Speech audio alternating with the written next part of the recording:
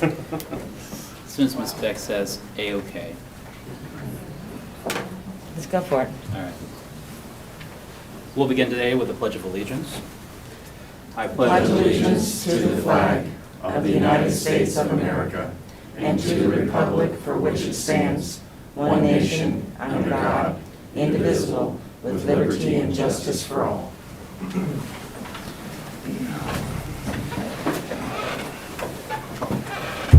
Good morning. Welcome to the August 30th, 2021 meeting for the Board of County Commissioners for Shawnee County.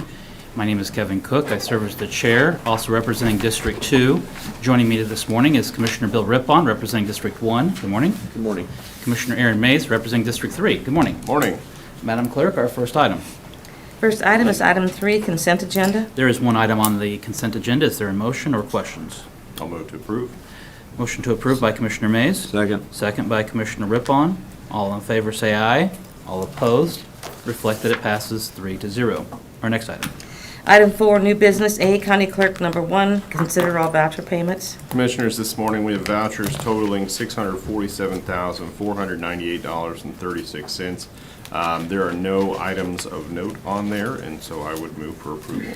Second. Motion for approval by Commissioner Mays, second by Commissioner Rippon. All in favor say aye.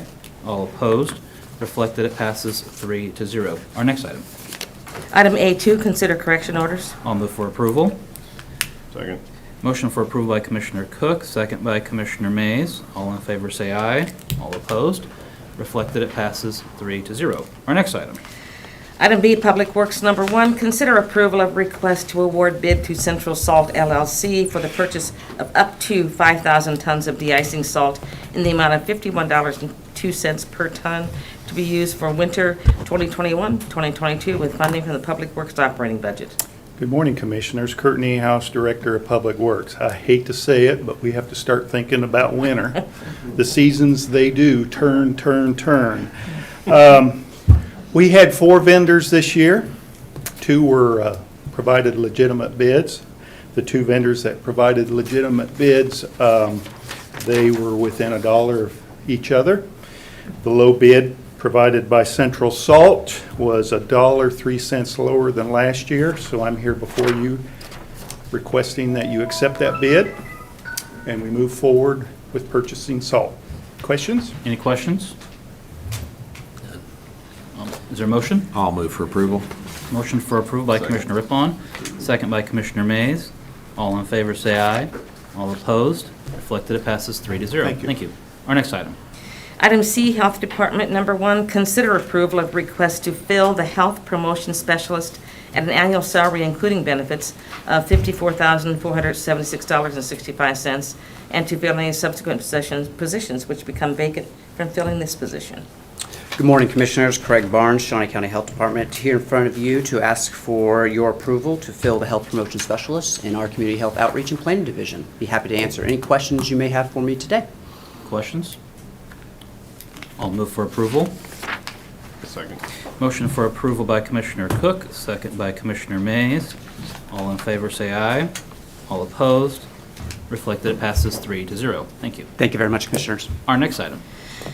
Item D, Department of Corrections number 1, consider authorization and execution of contract C288-2021, a service agreement with Johnson Controls, Inc.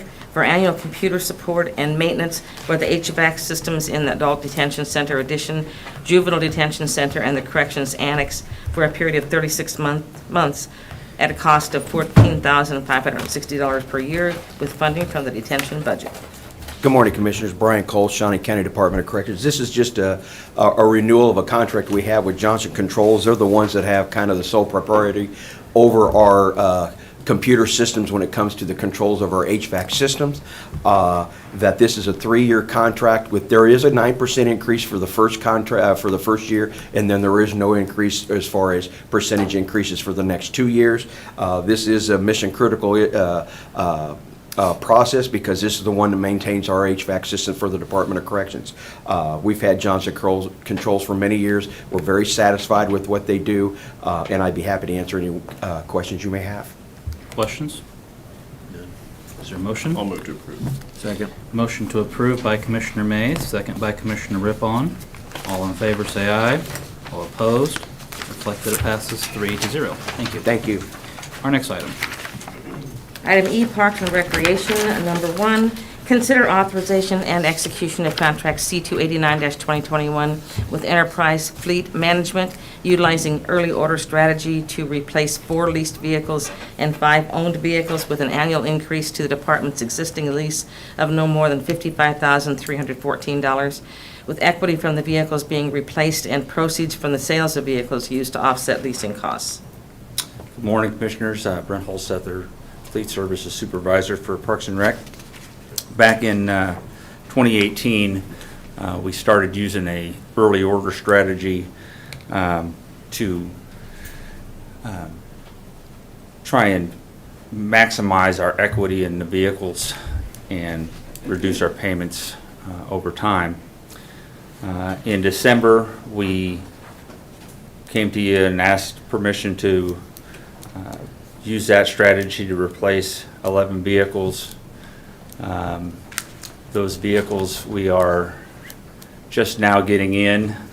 Things are pretty far behind ordering wise, and that's kind of why we're here today, is to get things ordered early for next year. We've received settlement statements on 3 of the vehicles we ordered in December, and we have received on those 3 vehicles about $27,000 in equity that'll be applied back to the lease.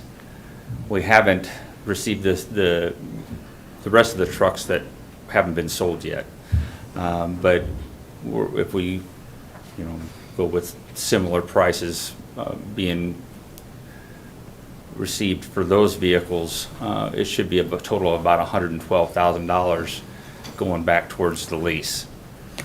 To kind of show you what that does, if you look at the end column there, it says 2017 monthly payments, and that's the payment that we were making on the vehicles that we originally leased. And then right next to it to the left is our current monthly payments on vehicles. These are the ones, of course, that we just turned in, but you can see, like on the original 2017 vehicles, were, like on that Prius, we were spending about $400 a month, still spending $400 a month. But on that last vehicle, that 2020 Ford F-150, that's actually, we've used this strategy to replace twice, the payment is down to $321 a month from $431 a month. And we're hoping that's going to continue to drop. Of course, when we order vehicles, we've got to we don't know how much exactly we're going to get, so I always ask for an increase to the lease so we know what we're getting into and what our financial responsibilities are. We have 4 vehicles that we would like to replace on the early order strategy. These are all Super Duty Fords. And then we have 5 vehicles that have reached the end of their useful life, and we would like to add those to the lease. I use a vehicle replacement rating to kind of give an idea based on age, mileage, condition, reliability, efficiency. Any VRR or vehicle replacement rating over 25 qualifies for replacement, and anything over 30 needs immediate consideration. There probably will be more vehicles that we would like to replace or get ordered for next year. Ford is actually closing tomorrow the ordering for all the Super Duty trucks. They've reached their capacity for the amount of 2022 models they can build. They have not yet opened the half-ton trucks and the passenger car ordering, so we kind of have to do this in 2 steps. So, if you have any questions, I'd be happy to answer them, and we'd just like to get those replaced. With gaps in the supply line, are we anticipating that there will be a period of time where we will turn in a vehicle and then go for months without having a new vehicle to replace it? No, we don't turn in the vehicles until we get the new one. even in it, most of these vehicles will not be at the end of their lease yet. We're turning them in early, part of the early order strategy. So, but even if they were, we can continue to use that lease agreement and pay the monthly payment that we had been paying all along to continue leasing that vehicle. Will the price change automatically, or will it take a period of time for that, like on the one vehicle where it dropped down $100? Well, when we turn the vehicle in, Enterprise then sells the vehicle. Anything over our reduced book value on the lease then is returned to us as equity. So on a number of these vehicles, the return, or the reduced book value is $15,000 to $18,000, and these trucks are going for about $30,000. So in those cases, then we would take any proceeds from that and then apply it to the new vehicle that we're getting. By going to these newer vehicles, are we saving substantial amounts of money in our repairs and Yes. service? Yes. Especially going back to the vehicles that we originally replaced, we had a number of those that even, we lost, I think, 2 transmissions and an engine in the time that it took to order them. These vehicles are under warranty. If there's any problems, we take them back to them. Normally, especially with the early order strategy, we don't have to replace tires. We maybe do 1 or 2 oil changes. Questions? I'm just surprised that we have vehicles that are 30 years old still. I mean, that's like antique status. We've got more than I would like to admit. Commissioner Rippon, any questions? No questions. Is there a motion? I'll move to approve.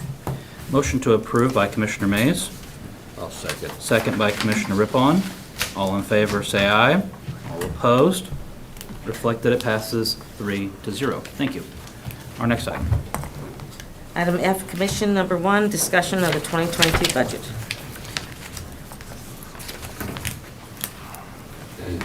Good morning, Betty Griner, Director of Administrative Services. It will take me a minute to get this pulled up here.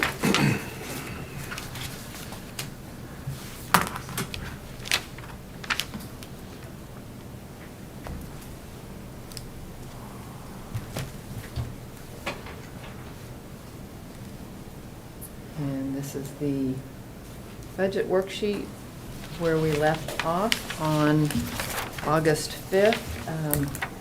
We did not make any changes to it last Thursday, so we are still at the same place at this point in time. For the public's reminder, the Shawnee County Commission must pass a budget before September the 20th.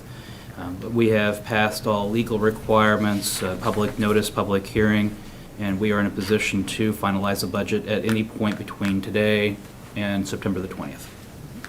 So, Commissioners, are there thoughts?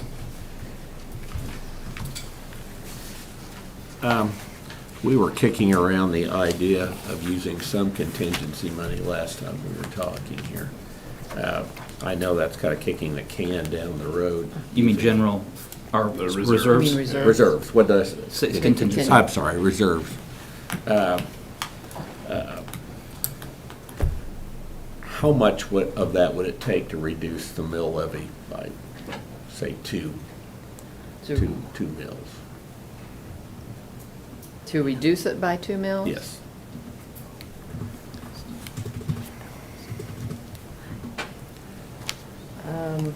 Let's see, if you use 3 million in reserves, that would make the mill levy increase 2.2. So that wouldn't quite do it. I was trying to- That's good reference, so. That would be 2.2 mils, or 2.2 million. Say that again.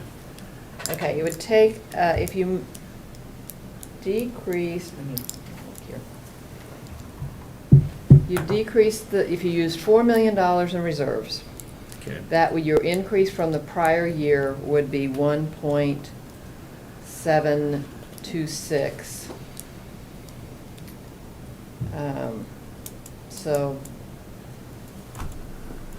maybe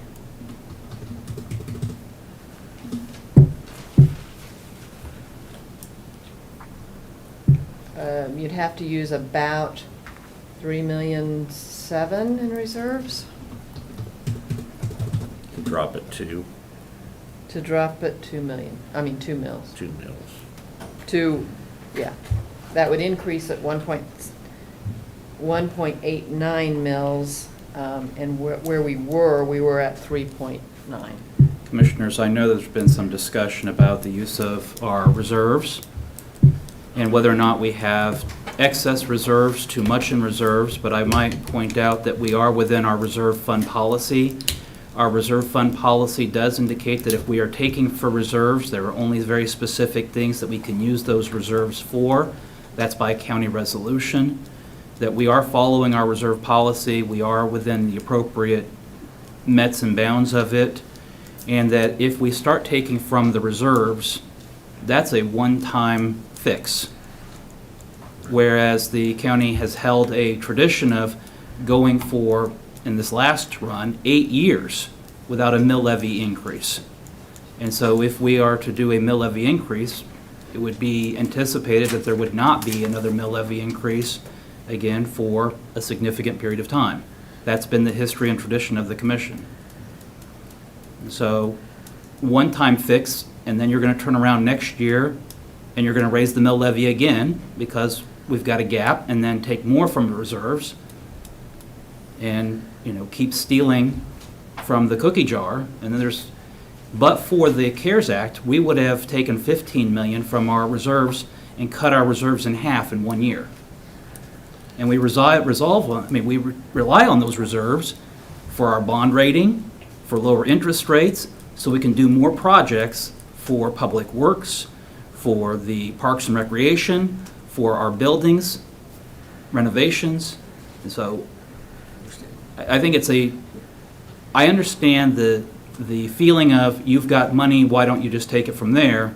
But that's a short-term fix that doesn't really spell good financial sense for the county in the long run. But You brought up the CARES money for this year. What is the possibility of using some of that to help? You can use it for specific items. Right. You would have to designate those specific items that you wanted to use it for.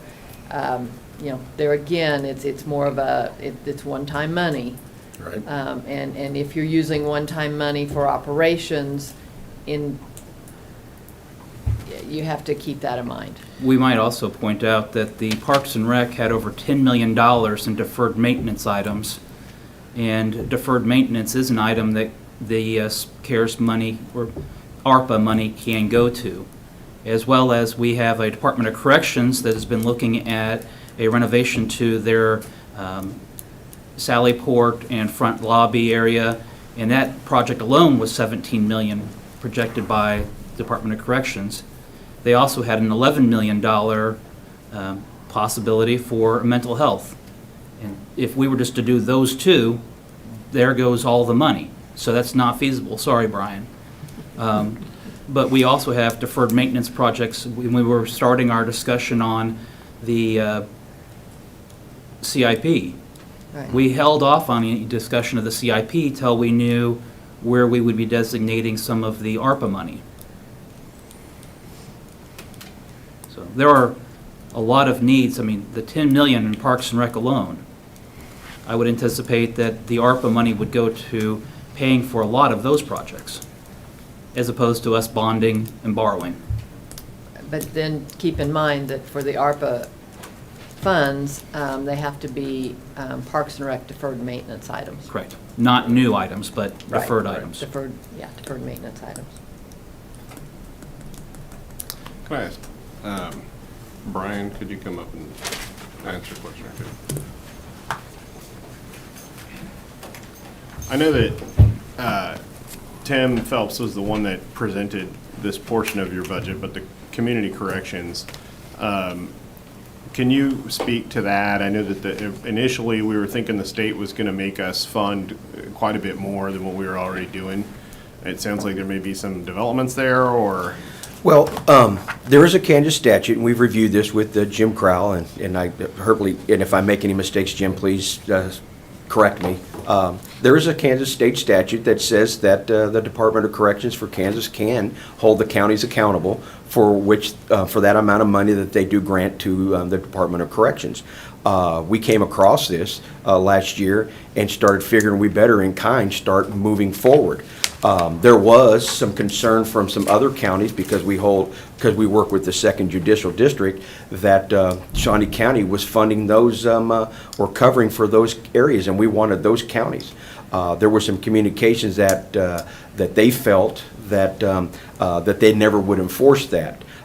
We since then have been in contact with the Kansas Department of Corrections. They're putting in a new auditing system, and that they have full intentions of talking to counties about finding out what they are and what they are not funding and matching. So we are, I hate to use the analogy of, other counties are doing it. They are. But I can tell you that we are, as far as one of the biggest caseloads in Kansas, we're farther behind with the resources that we provide to community correction clients, staffing and everything else and programs. So this was one of the things that we felt we better keep on track. With the budget that we put together here is that for community corrections, that if it was to be approved in full of our request, that we would be meeting with Jim Crowell and discussing whether we continue our services with the 2nd Judicial District. So I think for us to, based off of what we heard from the Kansas Department of Corrections and the philosophy and the way we're presenting to the commissioners, I think it would be in our best interest to continue to work towards that. I don't think the Kansas Department of Corrections or me as the director is expecting Shawnee County to start funding $2 million right off the bat. I think we are doing a good job in kind faith. So I don't know, does that answer your question, sir? Yeah, I think so. Do you guys have any? No. I know that we've been adding to that. The adjustment for this year essentially almost doubles the budget from the prior year. Yes. And the year before, we had essentially doubled it from that year. Yes. And so we've been moving up our expenditures for community corrections to meet that statutory requirement and understanding from the state. Absolutely, yes, sir. Yeah, you're fine. Thank you. Another unfunded mandate. Mm-hmm. That's what they do.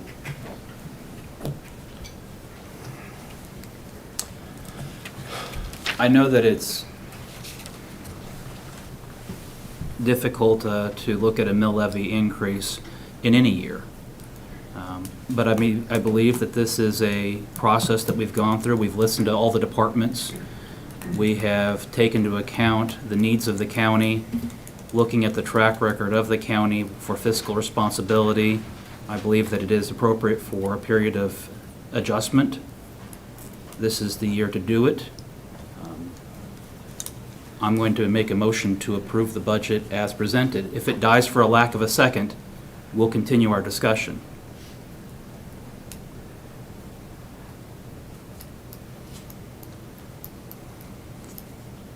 It dies for a lack of a second. Is there? I feel like we owe it to our citizens to do everything we can to reduce this burden. And I feel like taking $4 million from reserves is probably not the answer to that. I think we've got basically three choices. We can use up our reserves, we can try and find some spending cuts, or we can raise taxes. And none of them are easy options. And so we need to, I think, go back through this and try and find some savings. I mean, Betty, you and I had talked about ARPA funds. ARPA funds are something that we can use on deferred maintenance for parks. The parks has the 3R fund, which is about $550,000, which is used for maintenance every year. I believe it's 525,000. Is it 525? That's transferred there every year. Okay, so I would propose that perhaps maybe we designate those 3R projects as ones that might be ARPA funded and cut that $500,000 out of Parks and Rec for the 3R fund, and instead fund that with ARPA funds. And then, we could probably also look at some areas in our capital improvement budget that we could do the same thing. We've got $2 million allocated there, and I know that some of those projects are not going to be eligible. Some of them would. So maybe doing another $1 million out of that. That cuts $1.5 million right there. I don't know that I'm ready to embrace that yet. Well, let's think about it, though. I mean, I'm just trying to get creative and come up with some way to get the burden down, and then, if we took another $1 million to $1.5 million out of reserves, that would, we're looking at somewhere between $1.5 to $3 million. They're not it's not the greatest solution, but it's something. I know that again, I would strongly encourage us not to go into our reserves.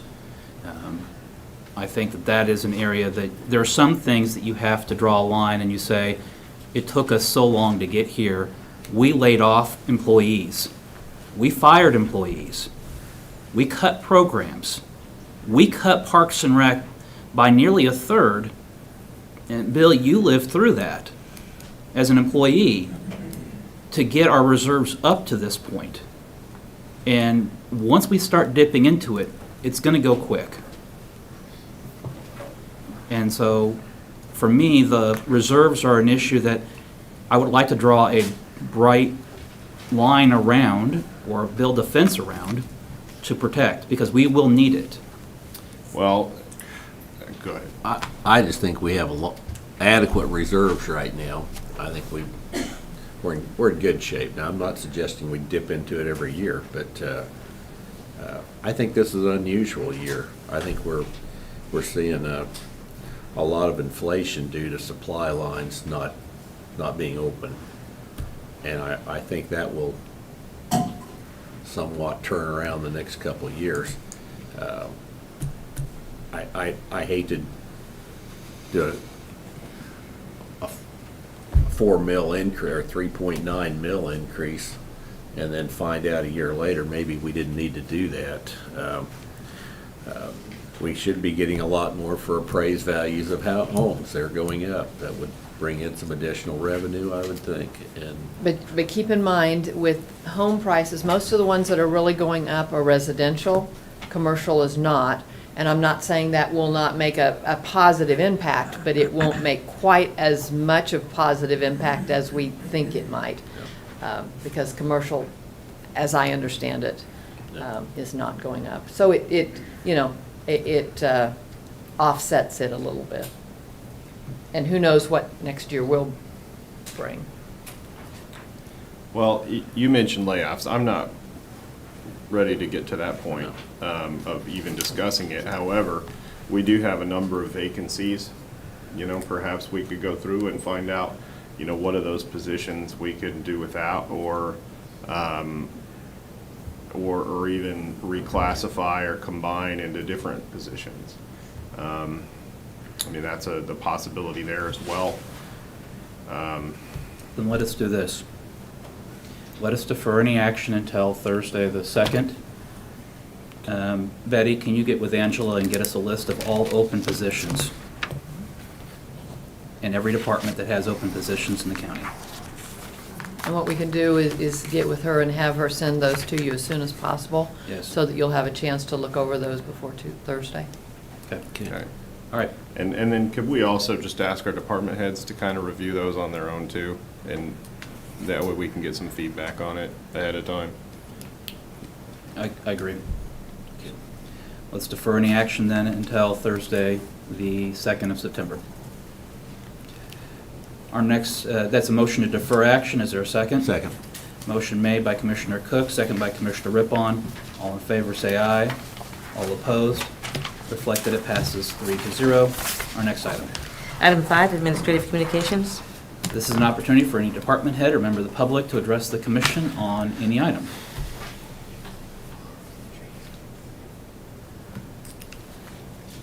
Commissioner Mays, anything? No.